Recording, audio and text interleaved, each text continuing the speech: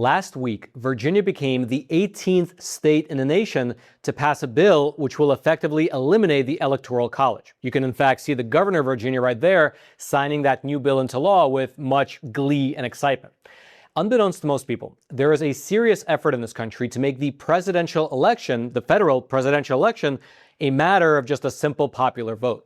And even though most people have never heard about this effort, it's actually already 82% complete, meaning the Electoral College is truly at risk of getting completely scrapped in the very near future. And the ironic thing about it is that it's not necessarily unconstitutional. Instead, this method is using a loophole in the way that the Constitution set up our dual federalist system. This effort, it's officially called the National Popular Vote Interstate Compact, otherwise known as the NPVIC. And what it basically is, it's an agreement between the states that join this compact to give their collective electoral votes to whichever candidate happens to win the popular vote at the national level. You see, up on your screen right there is a map of the Electoral College votes across the U.S., and this map is the most recent map based on the 2020 census. Every state has an Electoral College vote equal to the number of representatives that they have in Congress. And so, for instance, if you take the state of Texas, they have 2 senators as well as 38 members of the House, and therefore they have 40 votes in total in the Electoral College. Now, the way that the Electoral College has evolved over the years is kind of a long story in and of itself, but relevant to our discussion today, it's worth highlighting that every individual state gets to decide for themselves, i.e. the state legislature in that state gets to decide how to apportion their votes, meaning the state legislatures in each state get to decide how to divvy out their Electoral College votes. And so at this moment, the way it works in practice is that whoever wins the plurality of votes in a given state, meaning whoever wins the popular vote statewide, gets that state's Electoral College votes. That's true for all states except for 2. In Nebraska and Maine, they actually split up their Electoral College votes based on districts. And again, they can do that because individual states can decide how to divvy up their individual votes. The Electoral College system itself is set up in Article 2 of the U.S. Constitution, and Article 2, Section 1 allows the states to retain their ability to run their own elections and to decide how to apportion their Electoral College votes. And so opponents of the Electoral College system have been using this as a sort of a loophole to backdoor destroy it. Because you see, if you wanted to get rid of the Electoral College system in the normal way, you would need to amend the U.S. Constitution, which is realistically not possible. There's not enough support to get rid of the Electoral College system to be able to pass an amendment. And so what opponents of the Electoral College system have done instead is that they've been using this backdoor way to try to get rid of it by having individual states that align with this idea of getting rid of the Electoral College sign up for something known as the National Popular Vote Interstate Compact, the NPVIC. This is an agreement between the states that join to give their Electoral College votes to whoever happens to win the national popular vote. Quote, a California millionaire named John Koza is trying to undo the Electoral College system. He is leading and funding the National Popular Vote campaign. Their plan is to get state governments to ignore how their own citizens vote in presidential elections and instead get them to cast their electoral votes based on the national popular vote. If it works, this will be like getting rid of the Electoral College, but without actually amending the Constitution. NPV only takes effect if it is joined by enough states that they control 270 electoral votes, which would then control the outcome of all future presidential elections. If that happens, and if the courts do not strike it down, big cities will gain more political power at the expense of everyone else. And so what's been happening across the country with this campaign is that the state legislatures in blue states have been passing these NPVIC laws. At the moment, 17 states, as well as the District of Columbia, have successfully passed these NPVIC laws and have them on the books, dormant, ready to activate once enough states join in.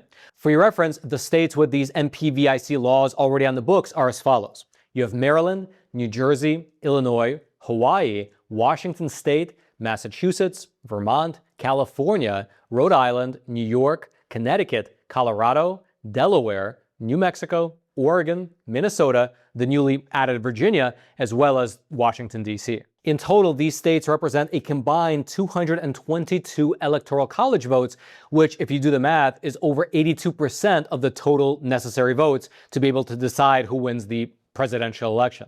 And so, because they haven't reached that 270 vote threshold, these NPVIC laws, they are on the books in these different states as well as in DC, but they're dormant. They haven't gone into effect yet. However, if and when enough states do join this compact to add up to 270 votes, the laws will be triggered, and overnight, the Electoral College will effectively be eliminated. And so the very moment that last state joins, what will happen is that these 270 plus Electoral College votes will just be handed to whoever happens to win the national popular vote. The moment that happens, the US president will be decided by a simple majority vote. Whoever is able to win basically the masses of the big cities will be able to win the presidency, while the people living in the more rural states will frankly probably not see any presidential candidates visiting them moving forward. And here's the thing, while we're not quite there yet, looking across the country, it is actually feasible that within the next few years, enough states will join the compact to activate this change. Right now, the NPVIC is missing only 65 Electoral College votes. However, right now you have 4 states which have NPVIC bills going through their state legislatures. That's Arizona, Kansas, Pennsylvania, and South Carolina. The bills are all in committee in those respective states, and of course it's not guaranteed in the slightest that they will pass, but the point is that this is a growing trend, a trend that's 82% of the way there.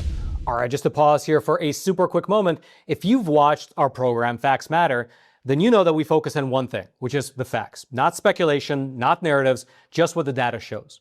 And right now, the data globally is pointing in a direction people should really be paying attention to, which is the fact that global conflicts are fueling market uncertainty. That's why I believe in owning something real, something physical, something that the government can't just inflate away, which is physical gold and physical silver from today's sponsor, which is American Hartford Gold, the company that I trust and who I've been personally buying from for many years now. These are tangible assets. They're not tied to policy decisions or shifting narratives. Gold has held its value for thousands of years through inflation, currency changes, the rise and fall of empires, as well as general global instability.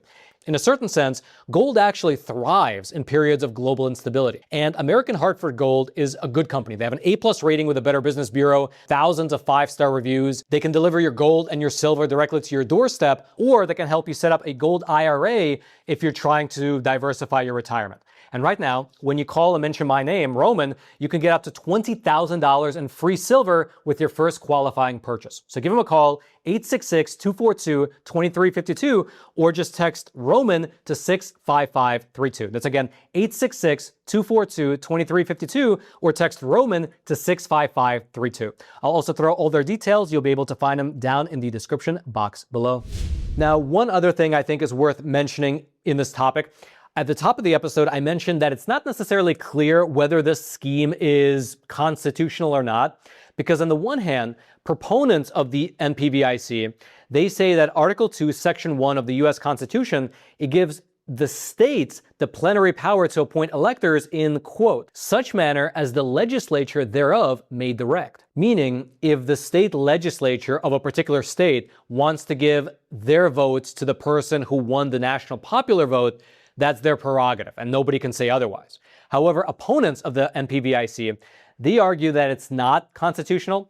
There are many different lines of reasoning as to why they say that is. For instance, this relatively long essay on the Harvard Law School website broke down many arguments against it, which include this compact being a potential violation of the Compact Clause of the U.S. Constitution, which states that, quote, no state shall, without the consent of Congress, enter into any agreement or compact with another state or with a foreign power. And the NPVIC would clearly be a compact. Now, the debate here is still theoretical because thus far no legal challenges have been brought forth. But you can easily imagine that if this compact ever does reach that 270 vote threshold, the legal challenges will be immediate. And it'll probably be taken up by the U.S. Supreme Court in an expedited fashion because it literally would determine who wins the next election, or at the very least, how the winner will be decided in the next election. Because you never know, right? It's mostly blue states passing these types of laws, but in the previous election, Trump happened to win the popular vote and the Electoral College vote. And so I guess you never know.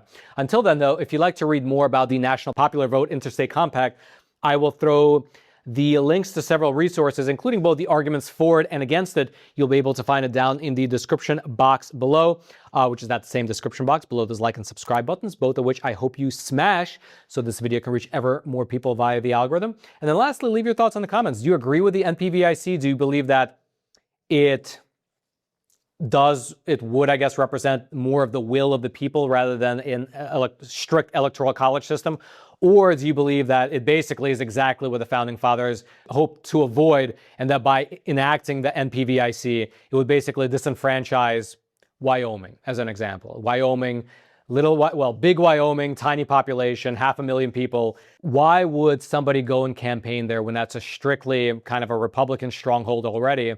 So why would anybody go to Wyoming when instead they can go to a city with so much more population density there that they can reach so many more people and convince them to vote for them, that just the logistics of it would make it such that nobody would need to visit Wyoming, which is unfortunate because that's exactly what the Electoral College system was hoping to avoid. Let me know your thoughts in the comments. Do you believe that it should be done because it is like a stricter representative of what the people actually want? Or would it totally throw America into the whims of fancy of the popular sentiment of the time? Leave your thoughts in the comment section below. I'd love to read them. And then until next time, I'm your host, Roman from the Epoch Times. Stay informed, and most importantly, stay free.